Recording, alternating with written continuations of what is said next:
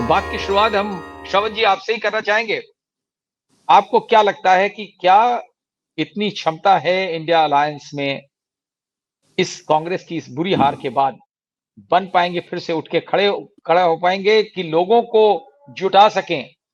और अभी तक जो माना जा रहा था कि उनकी एक बिग ब्रदर इमेज की वजह से लोग नाराज हैं, क्या अब आने वाला समय जो कि ज्यादा नहीं बचा है अगले चुनाव के लिए, उसमें इंडिया अलायंस वाकई में इस लायक बन पाएगा कि माइटी बीजेपी को टक्कर दे दे? देखिए प्रधान जी, दो तीन चीजें हैं।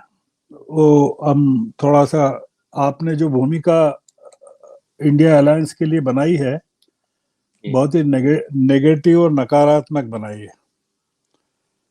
5 राज्यों थोड़ा सा एक्सप्लेन कर देता हूं मैं। जी जी, प्लीज। 5 राज्यों के चुनाव हुए। तेलंगाना में कांग्रेस जीत गई। मिजोरम में कांग्रेस पहले से नहीं थी, ज्यादा नहीं थी, पर उसके जीतने की कोई संभावना नहीं थी। नहीं थी। वहां एनडीए और बीजेपी का सफाया हो गया। जो पार्टी जीत कर आई है वो नॉन एनडीए की है, और एनडीए की पार्टी जो सत्ता में थी उसका सफाया हो गया। नॉर्थ ईस्ट में केवल त्रिपुरा, मणिपुर और असम, ये 3 राज्य हैं प्रमुख। और मणिपुर की स्थिति आपको पता है कि जब चुनाव होंगे तब क्या होगा। तेलंगाना में कांग्रेस जीत गई है और काफी अच्छे मतों से भी और सीटों से जीत गई है। वहां जो सबसे बड़ी पार्टी थी बीआरएस, उसका सफाया हो गया। अब 3 राज्य बचे, छत्तीसगढ़, राजस्थान और मध्य प्रदेश। छत्तीसगढ़ में और राजस्थान में एंटी इनकम्बेंसी थी। वहां सरकारें 5-5 से सत्ता में थीं, और दोनों जगह का ये रिवाज है कि एक बार में 5 साल के लिए एक ही पार्टी की सत्ता रहती है। वहां एक अनुमान था कि अच्छे कामों के कारण या और किन्हीं कारणों से भूपेश बघेल रिपीट हो जाएंगे और गहलोत रिपीट हो जाएंगे। कहीं से आवाज आ रही है कोई? नहीं जी जी। इसलिए छत्तीसगढ़ और राजस्थान का कोई बहुत बड़ा उस तरह से सेटबैक नहीं है। मध्य प्रदेश में 218 में कांग्रेस जीत कर आई थी, और वो सरकार 2018 में कांग्रेस जीत कर आई थी, और वो सरकार गिरा दी गई सिंधिया साहब द्वारा। 15 महीने, जितने भी महीने वो चली उनकी, कमलनाथ की सरकार, वो 2020 में गिरा दी गई। तो ये एंटी इनकम्बेंसी यहाँ मध्य प्रदेश में कांग्रेस के भी खिलाफ थी और बीजेपी के भी खिलाफ थी। तो बीजेपी ने जितनी मेहनत की, आप सब ने देखा, हम सब ने देखा, तो बीजेपी के जो नतीजे हैं वो काफी मतलब पक्ष में गए उनके।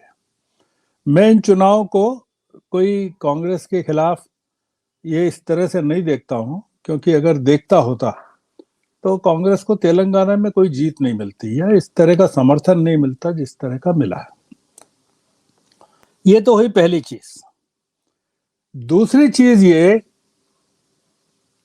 आपके दर्शकों को और हमको भी समझना पड़ेगा कि हमारी इंडिया अलायंस से उम्मीदें क्या हैं।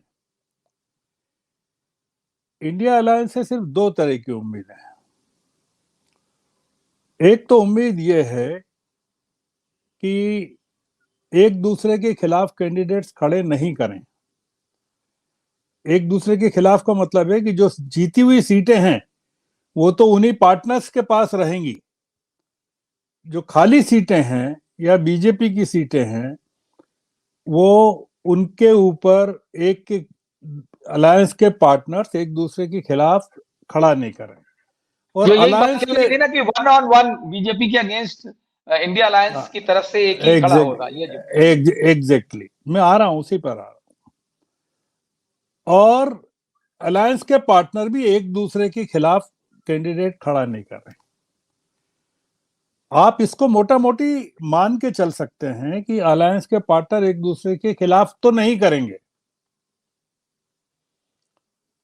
समझौता ये होना है कि बीजेपी की जो सीटें हैं, विशेषकर यूपी में, बिहार में, वेस्ट बंगाल में, दिल्ली में और पंजाब में, क्योंकि इंडिया अलायंस को लेकर सारी गड़बड़ें अखिलेश यादव, नीतीश कुमार, ममता बनर्जी और अरविंद केजरीवाल के संदर्भ में ही होती है, तो इन्हीं राज्यों को मैंने लिया है। यहां पर टोटल 182 सीटें हैं, 182। उसमें से 106 सीटें बीजेपी के पास, उसमें सबसे ज्यादा यूपी में। ये तो हो गया गणित की 106 सीटों को लेकर अलायंस के पार्टनर्स के बीच में सहमति होती है कि नहीं, कि बीजेपी के की जो सीटें हैं इन राज्यों में, उत्तर प्रदेश, बिहार, पश्चिम बंगाल, दिल्ली और पंजाब, मैं महाराष्ट्र को नहीं गिन रहा हूं,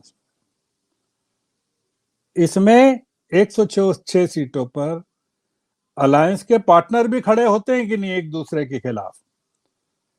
तो मतलब दो चीजें हैं कि टीएमसी के पास जितनी सीटें हैं बंगाल में, उनके खिलाफ सीपीएम और कांग्रेस खड़े नहीं हो, और बीजेपी की जो सीटें हैं बंगाल में, उस पर इंडिया अलायंस का केवल एक कैंडिडेट खड़ा हो। ये है पूरा का पूरा गणित।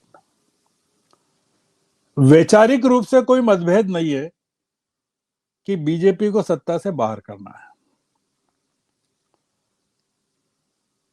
न तो कोई दरार पड़ी है और न दरार पड़ने के चांसेस है, और अगर दरार पड़े तो भी क्या क्या संभव है, अपन उस पर भी बात करें। 2024 आखिरी मौका है ये जो दल हैं छोटे छोटे या रीजनल पार्टीज जो हैं उनके पास। कांग्रेस एक नेशनल पार्टी है शरद जी, ये मान के चलना चाहिए। हाँ बिल्कुल। और ये बाकी जो पैन इंडिया पार्टी है, और कोई भी पार्टी जो है पूरे देश भर में, और दूसरी पार्टियां रीजनल पार्टीज हैं। हालांकि आम आदमी पार्टी को नेशनल पार्टी का दर्जा मिल गया है, पर आप जानते हैं कि वो कैसी नेशनल है और कैसी नहीं है। कैसे, बिल्कुल। तो इसलिए एक तो पॉइंट ये है कि हम लोगों को या किसी को गोदी मीडिया में या जो सरकारी मीडिया है उसमें इस चीज को पॉपुलर, इसका प्रचार किया जा रहा है कि इंडिया अलायंस में दरार पड़ गई है। कोई दरार नहीं पड़ी। आप ही ने कहा कि डिनर में कितने लोग आ गए। हाँ। नीतीश कुमार का बयान है कि वो अगली बैठक में आएंगे, आ गया। दूसरा ये, कमलनाथ कांग्रेस नहीं है और न अशोक गहलोत कांग्रेस है। अखिलेश यादव को एक बहाना चाहिए था अपनी अथॉरिटी को असर्ट करने के लिए, और कोई इसमें कारण नहीं है, लॉजिक नहीं है। और उसका बुनियादी कारण यह है, जो मैंने एक डिबेट में कहा था 3-4-5 दिन पहले, कि नीतीश कुमार और अखिलेश की जो बेसिक प्रॉब्लम है या नाराजगी है वो कमलनाथ नहीं है, वो ये है कि बैकवर्ड क्लासेस का या जाति जनगणना का नारा जो बेसिकली नीतीश कुमार ने उठाया और जो अखिलेश अपने बेनिफिट के लिए ले रहे थे, उसको राहुल गांधी ने अपना नारा बना लिया। बिल्कुल, ये वजह तो है। तो इन लोगों को लगता है कि अगर कांग्रेस जाति जनगणना और इसके मुद्दे, बैकवर्ड क्लासेस की नेतागिरी के नेतृत्व के मुद्दे पर बिहार और यूपी में चुनाव लड़ती है, तो फिर नीतीश कुमार क्या करेंगे और अखिलेश यादव क्या करेंगे।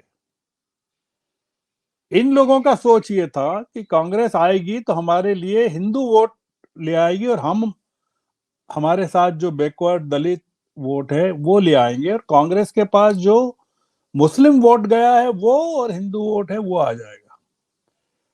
ये पूरा का पूरा झगड़ा ये है कि राहुल गांधी ने जब से जाति जनगणना का मुद्दा प्रमुख मुद्दा बनाया, और बैकवर्ड क्लासेस की लीडरशिप का मुद्दा बनाया और ये बताना शुरू किया कि इतने बैकवर्ड क्लासेस के बताइए, ओबीसी के कितने सेक्रेटरीज हैं और या पिछड़े वर्ग के जी। कितने लोग हैं।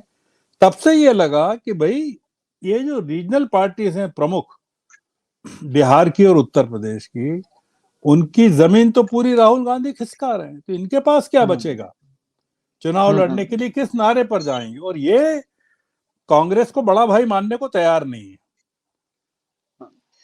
तो ये जो झगड़ा है ये मूल रूप से कमलनाथ का झगड़ा नहीं है। झगड़ा ये है कि आपको ये एक्सप्लेन करना पड़ेगा दो चीजें, कि आप भाई चुनाव किस मुद्दे पर कांग्रेस लड़ने वाली है उत्तर प्रदेश में और बिहार में, और सीटों का बंटवारा बीजेपी के द्वारा खाली की गई सीटों पर जी।